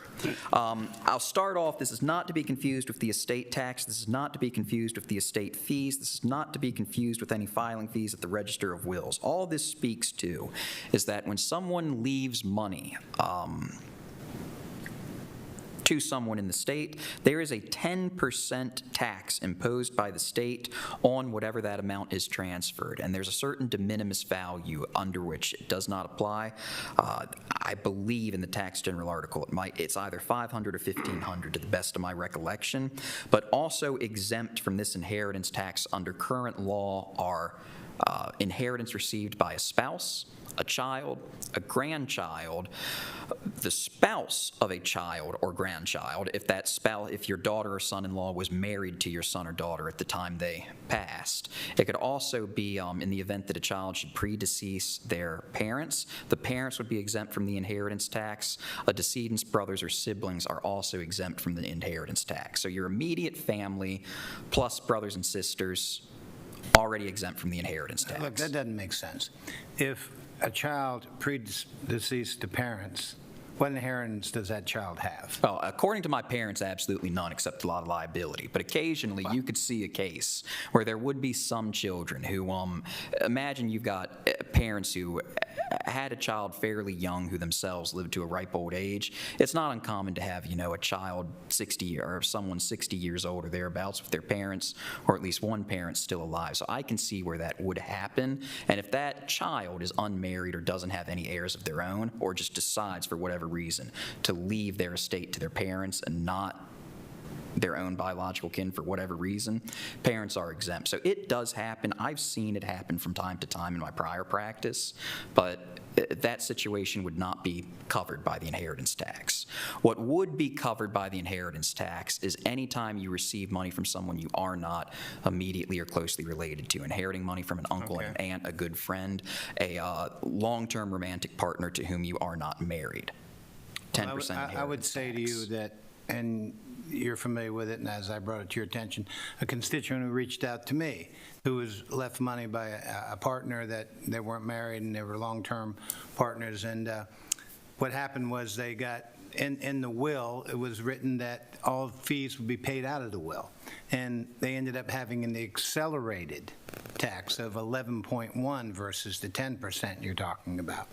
That seems to be a hidden tax that if people knew that was the case, they would structure their wills differently. So I will support anything that makes people look at the inheritance tax. So I will also note is, just for full context, is that the inheritance tax, because of how just the nature of who is receiving inheritances from decedents, and usually it does fall within one of those already exempted categories, it will not have the largest impact we've seen in repeals of taxes. The fiscal and policy notes that total revenues statewide across the entire system will be down $45.1 million in FY 2024 if we repeal the inheritance tax entirely. So this portion is smaller than that.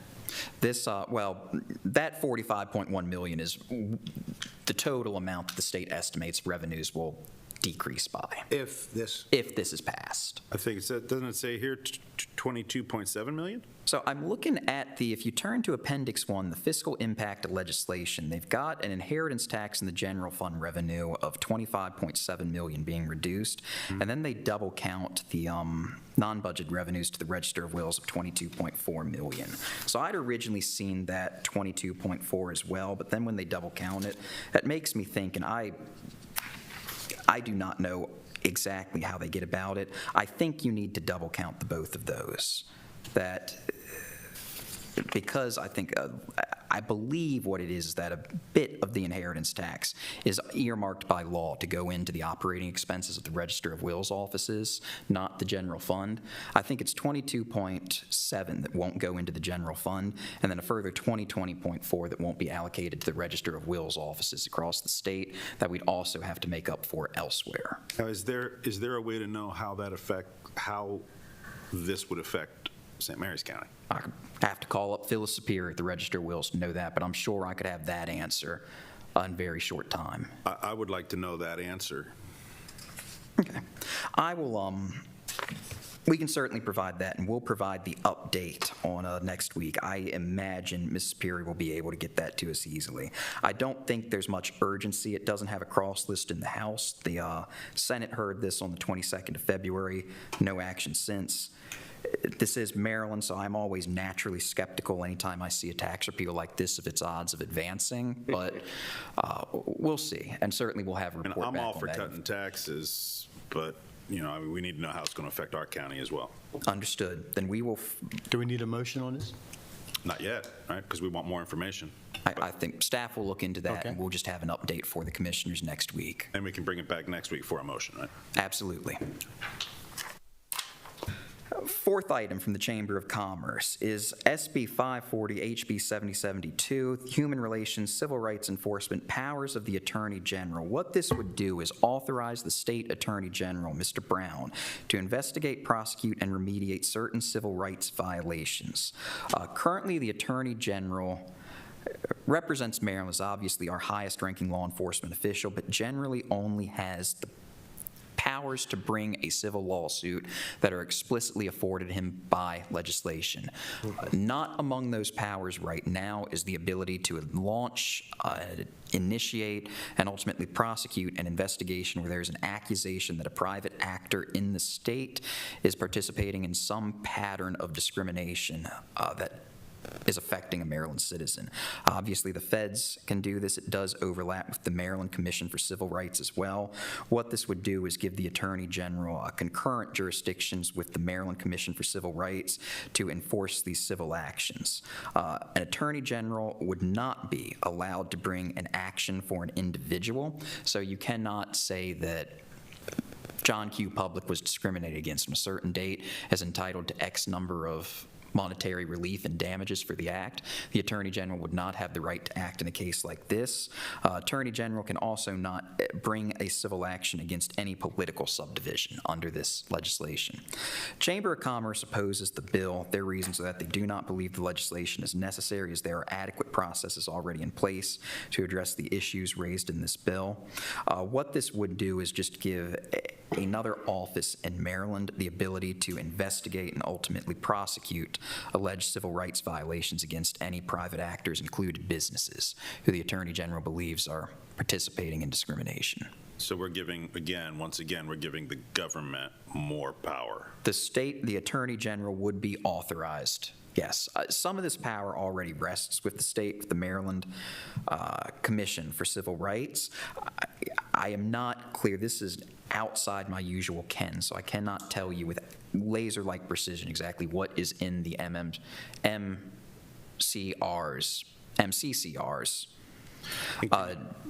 I'm sorry, I didn't mean to cut you off. Arjun, or exactly how their process works or how many violations they do. I do know the number in the F&P note is that the MCCR received about 632 complaints of discrimination last year statewide. The Attorney General would at the least seem to have overlapping jurisdiction with the MCCR now to act on their own if perhaps there's a perception out there that the MCCR is either overworked, overburdened, or unwilling to bring certain cases that litigation experience might be more keen on bringing. But just to quantify, this is not for one individual who comes forward. This would have to be for like a group of people who, you know, are being discriminated against, or is this? As I read it, I don't think you need a class. I think what it does, if the Attorney General is able to identify a private individual, employer, business, place of public accommodation of what it could be, which as I read it, could be an individual, that the Attorney General can bring an action against that individual to enforce them to comply, to stop the practice. What it does not give the Commission or the Attorney General the right to do is to seek monetary damages or relief for any one person. So as I read it, the Attorney General could bring suit to stop a practice even if they only have one person that's affected, but they couldn't turn around and then try and seek damages or compensation for that individual. I thought I read somewhere in here, and maybe it was a different bill, that they could seek damages not to exceed $500 per incident, or am I reading it? That might be the civil penalty. And I do see that the civil penalty imposed under subsection, it's, I believe, $10,000 for a first violation, $25,000 for a subsequent violation. there. I don't want to state with. And I don't want to get too in the weeds without, because again, none of us really had a whole lot of time to go through this. Yeah, I would. Mr. Hauser, Yeah. I'm just concerned that you can't provide laser-like precision on this one. Yeah, I'd I hold do off. appreciate it. I warned you all ahead of time. Chamber of Commerce lobbed this on both of us. What I can certainly do is read through it with the extra time allotted this week. We can come back and give a more thorough report next week. I do alongside appreciate Mr. your Jerry's laser-like report. precision. But we can table that one and report back next week. Sure. All right. Next one up is a legislation the commissioners already were briefed on, HB 551, SB 547, the Broadband Expansion Act of 2023. This would do two things. First, that it would allow a subtraction modification under the Maryland income tax if you receive certain government grants or monies for spent on bringing broadband access to you. So, and tax is not my strongest suit, but my understanding of matters right now is that when you receive, I believe the way Maryland income tax currently works, if you receive, say, a federal grant of $25,000 to go bring Breeze Line to your house, then that is then Maryland tax could consider, at least in some cases, that $25,000 to be income to your bottom line that you could then be taxed on at the Maryland state level. This would allow you to withdraw those grants from your state income tax liability. The second thing it would do would be to abolish the sales and use tax, its application to equipment and services providing internet. And it's a very lengthy list of equipment, modems, cable, both the nuts and bolts, and the equipment you actually need in your home to get a Wi-Fi signal throughout your house. This applies not only to private property owners, but also to larger commercial and industrial enterprises. The fiscal impact is fairly pronounced. In total, you're looking at a yearly reduction of about $200 million in state revenues between the income tax that's assessed and the sales and use tax that is being assessed right now. It's for that reason that MACO opposes the legislation.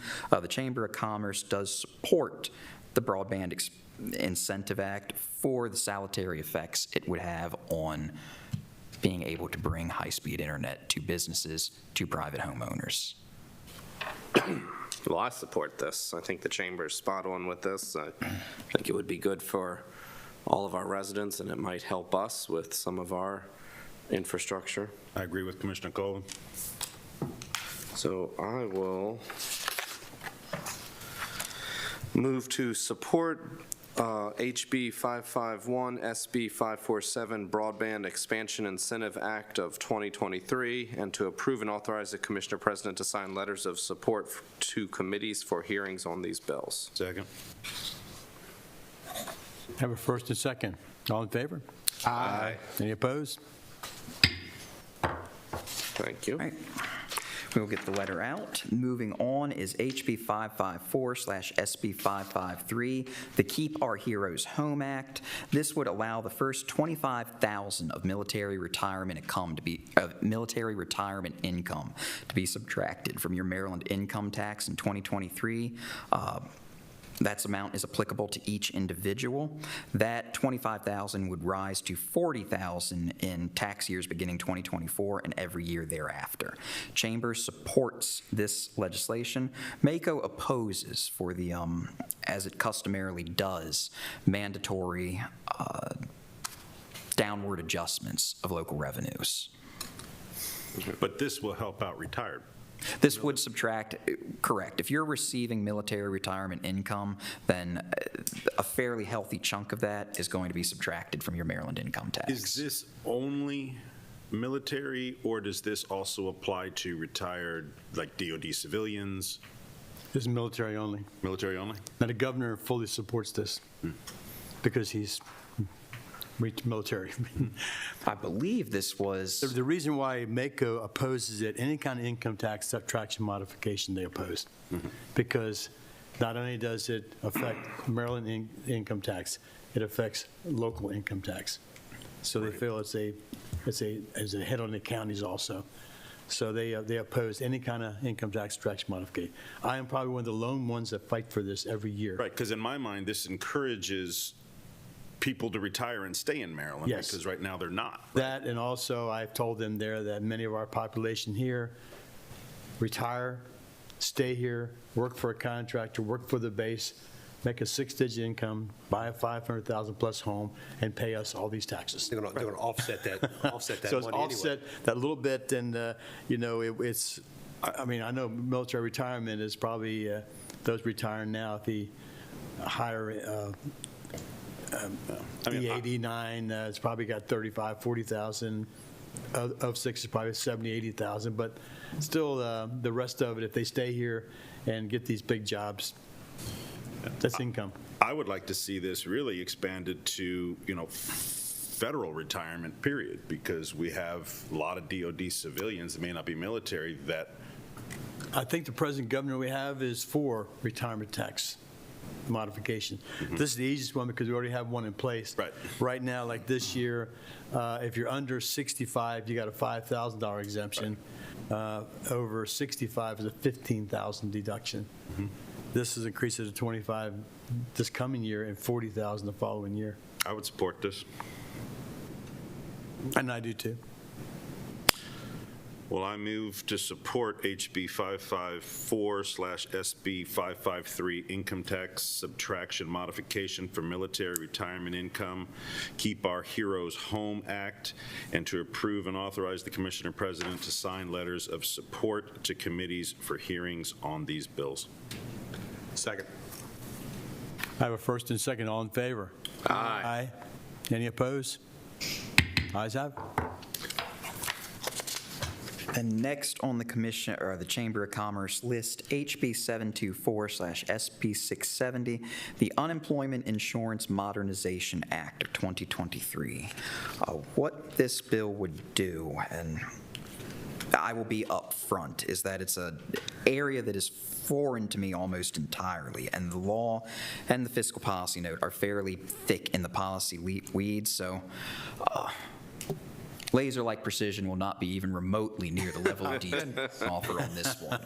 But the fiscal and policy notes that the bill would generally expand the overall size of the state's unemployment insurance program by increasing employee benefits under it and increasing employer taxable wages. That would apply both to private employers and St. Mary's County. The effects would be fairly large. Beginning in FY 2026, the non-budget revenues would rise by $275.8 million statewide. Non-budgeted expenditures would rise by $182.3, leaving a net effect of $93.5. Those numbers roughly double in the next fiscal year under these projections and then stay relatively constant considering. That cost is obviously being borne by the employers. Those are revenues that will be received by the state at the expense of localities and private employers who have to meet these increased mandates. I would definitely oppose this. I remember being in small business when someone left and you had unemployment and they were entitled to it. But immediately when your notice came from the state, your rate would go up. And some years it just didn't make sense, the increases based upon the amount of people who left your employment. And other times, which really drove me crazy, is you could catch somebody stealing or something like that and fire them. They'd apply for unemployment and said, well, you never get, the manual never said I couldn't steal from you. So unless you actually told me that I can't do that, it's not a reason for you to fire me. It was just ridiculous. I agree with the Commissioner. I'll oppose this one in a heartbeat. We'll take a motion then. I move to oppose HB 724, that's the right one, right? SB 670, Unemployment Insurance Modernization Act of 2023, to approve and authorize the Commissioner President to sign a letter of opposition to the committees for hearing on these bills. Second. I have a first and second. All in favor? Aye. Any opposed? Ayes have it. All right, and I'll thank the commissioners for delivering me from having to say much more about that bill than that. Moving up, I will be quicker on the trigger with HB 1134, Maryland Building Performance Standards, fossil fuel use and electric-ready standards. Commissioners, from last year, we had sweeping climate energy legislation that at one point would have abolished or required that any new buildings to be constructed to do away with fossil fuel energy sources in their construction plans. That was taken out of the legislation that ultimately passed. This bill, though, would bring it back in and require that starting with buildings less than 7 stories tall on October 1st, 2025, that new buildings would no longer be able to use any fossil fuel energy sources for heating or energy, so natural gas, et cetera, unless they fit one of the specific exemptions that there is just no real substitute for using natural gas, such as commercial food that needs a gas burner, where else are we? Certain crematoriums, funeral homes, where you really just do not have anything but natural gas or fossil fuels as an energy use option. It is not a long list at all. The rest of the buildings, those over 7 feet tall, new buildings would have to be totally zero fossil fuel use in October 2029. The bill has it does not have the broad support that last year's sweeping climate change or building use standards legislation did. It's got, I think, a small handful of sponsors in the House, no cross-file in the Senate. The House hearing was March 8th with no movement since. I can tell you I would oppose this because, I just don't like the idea, again, of what having this just legislated right down our throats, and some of these things can be a little ridiculous and extremely expensive to businesses trying to build a business and run a business where you can't use readily available fossil fuels. You have to solar and all these things, which are quite costly. All right, make a motion. I move to oppose HB 1134 MD Building Performance Standards, Fossil Fuel Use and Electric Ready Standards, and to approve and authorize the Commissioner President to sign letters of opposition to committees for hearings on this bill. Second. I have a first and a second. All in favor? Aye. Any opposition? Ayes have it. Then the last bill, Commissioners, on the Chamber of Commerce list, HB 915/SB 843, the Climate Change Adaptation and Mitigation Payment Program and Climate Impact Health Coverage Program. What this would do is it would establish the Climate Change Adaptation and Mitigation Payment Program and the Climate Change Adaptation and Mitigation Fund, both within the Maryland Department of the Environment. The purpose of these programs would be to secure compensatory payments from fossil fuel businesses, holding them strictly liable to fund climate change adaptative or mitigation infrastructure programs within the state or within Maryland. As the Chamber notes, the bill appears to be more directly targeted at businesses that extract various energy sources, the primary kind of participants in the non-renewable energy resources market. But the Chamber believes that it would be detrimental to its members on the whole, because it is likely to increase energy costs without commensurate environmental or other benefits, i.e. Exxon or another producer would be having to pay into these funds and program that's established. And the idea is that the energy producers would then be passing on those compliance costs to consumers and other businesses. So basically, in an already difficult economy, we're going to be asking people to pay even more for their energy uses in their homes and adding to their burden, especially for, fixed income folks and retirees and. Exactly. Yeah, I'd oppose that. So the the Department of Legislative Services helpfully gives us a estimated small business effect on page 2 of the F&P. They summarize that small business effect as meaningful. period. They do give a little bit more detail on the final page where they do think that small businesses in the state may be meaningfully affected by the additional funding. They do note that it spurs substantial new investment in climate change adaptive and mitigation infrastructure projects, but does note that there will be expenditures related to it. But we need to have a motion. I move to oppose HB 915, SB 843, Climate Change Adaptation and Mitigation Payment Program and Climate Impact Health Coverage Program establishment, and to approve and authorize the Commissioner President to sign letters of opposition to committees for hearings on these bills. Second. I have a first and second. All in favor? Aye. Any opposed? Ayes have it. All right, Commissioners, that are all I had to do with you. Thank you for your time this morning. I know that went on for quite a while. I'll follow up with the reports on the inheritance tax repeal and its effect here in St. Mary's County, as well as a more thorough explanation of what additional powers the Attorney General might have under the legislation to enforce civil rights. And crossover date is next Tuesday, and we'll be here. We will hopefully have some movement on the local bills and a status update to give to the commissioners then. Thank you, Mr. Thank you all very much. Thank you very much, sir. Thank you. You're finished. Yes, All sir. right. We'll go right into Commissioner's time. We'll start with Mr. Ostro this time. Okay. I got my notes because I've had a fairly busy few days. So first and foremost, this past weekend, I got to give a shout out to my grandson Thomas for his first birthday. We had wonderful birthday celebrations over the weekend, so big shout out to him for turning the big one.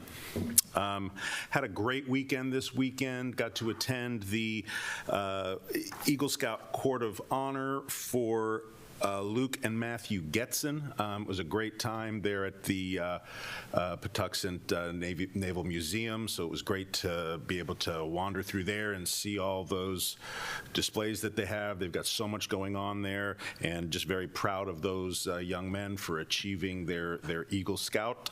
So congratulations to them. Today, if anybody didn't already know, is National Pie Day.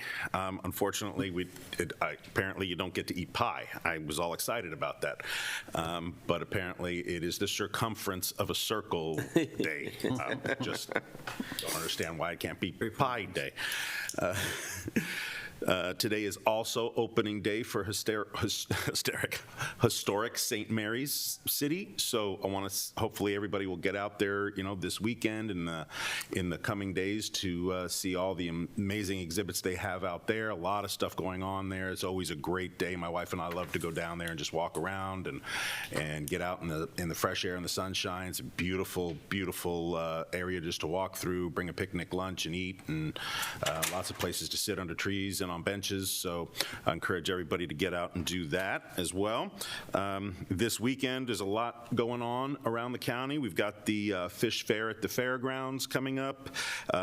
Saturday, this Saturday is opening day at the BMX track, St. Mary's County, and also as our mascot let everybody know, it is the Cherry Blossom Festival.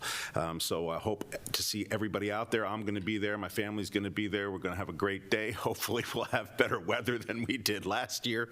But I do see some rain in the forecast. But it is Maryland. It could change. And also this Sunday, lastly, is the Aeroport's fly-in farmers market. So hope to see people there. I'm going to be out there enjoying that as well. Some great local vendors out there, and a great time to get out again and walk around, see the amazing things we've got going on at the Aero Park, and enjoy that whole area as well. So hope to see lots of folks out and about this weekend. I'll be all around the county. And thank you very much, and I hope everybody has a great rest of the week and this weekend. Mr. Alderson, you got it next. Because I wasn't nearly as busy as Commissioner Ostro was. So Saturday afternoon, I went to the I went to St. Mary's County Special Olympics basketball game at St. Mary's Riken, played against the co-ed team from Riken, and it was a really good turnout. A great crowd showed up, and really heartwarming to see that collaboration between Riken and the Special Olympics. It served as a good tune-up game for our Special Olympics basketball team, since this weekend they have the state qualifiers starting up to move onward and upward in that basketball program. I did get one request, and that was for all the commissioners to show up next year. So, and I have to, it's a cousin of mine who's one of the coaches for the Special Olympics team, and he's much taller than I am and much more imposing, so I would say we might have to take that into consideration. Yes. But he is a good guy, and they give he pours his heart into that team, and so do all the athletes. And the best part of the whole thing was after the awards ceremony. And they'll tell you, Special Olympics tell you that the big thing about the Olympics is the importance of the medals. Well, in this case, all the Special Olympians awarded medals to the Riken team for their participation, which was I thought was really cool. Sunday, I was the oyster fry guy for the annual seafood dinner held at my church.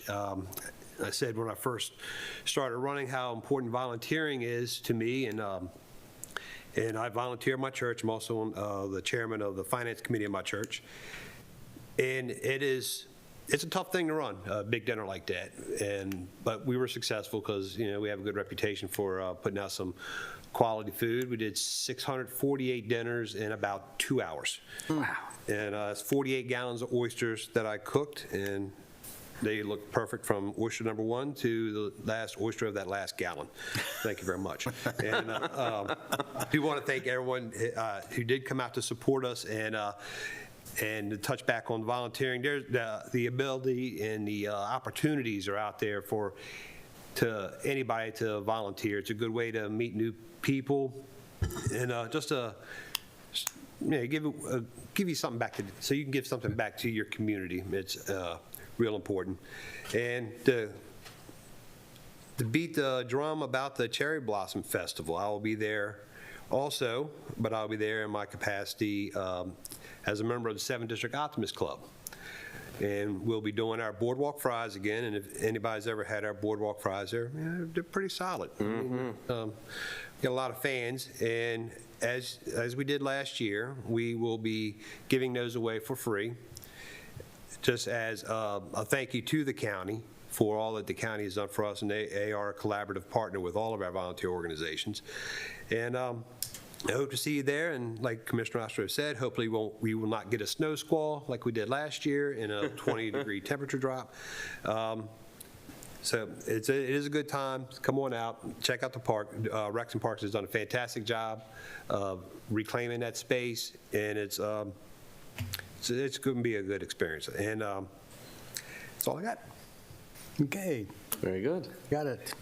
So, happy Pi Day to everyone today. I hope you have a great day, and happy St. Patrick's Day that's coming up. We won't be meeting on St. Patrick's Day, but make sure you wear green, get your corned beef and cabbage. I always love it once a year.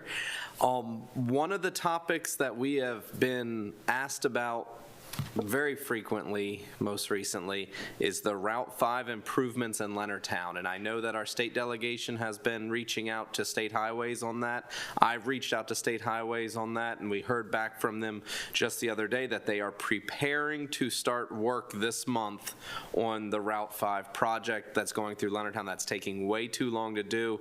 They are planning to start resurfacing in mid-April in order to work on finishing up that project. We've been promised additional timelines and details as it gets closer, so hopefully we'll be able to provide more information. But that project, we are very much aware of it, we are not in control of it, and we all want to see it completed at an expedited pace. And with that, I look forward to seeing you all at the Cherry Blossom Festival this weekend. It should be a great time. It was a lot of fun last year. Our sheriff and I held down one of the tents when that snowstorm squall came up, and we prevented it from blowing away. And it was a good time, and I hope it's a good time again this year. Thank you. Okay, Commissioner Hewitt. Hey, thank you. Got it next, sir. Attended the Farm Bureau, St. Mary's County Farm Bureau banquet on Saturday evening.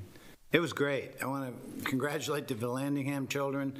I think it's Trent, Levi, and Dila on the Young Ambassador program and the new kids that were selected to continue in that role. It's very interesting to see the quality and the quantity of what our farm community in St. Mary's County does. This Saturday at the Ridge Volunteer Fire Department will be the 4-H banquet, and obviously that's another great one. I plan to be there for that. But it was a lot of fun, and 86th annual. It's 86 years in a row. It's a great, great banquet. Now, today we have another budget work session. Follows last week's budget work session. Precludes next week's budget work. It is a process, ladies and gentlemen.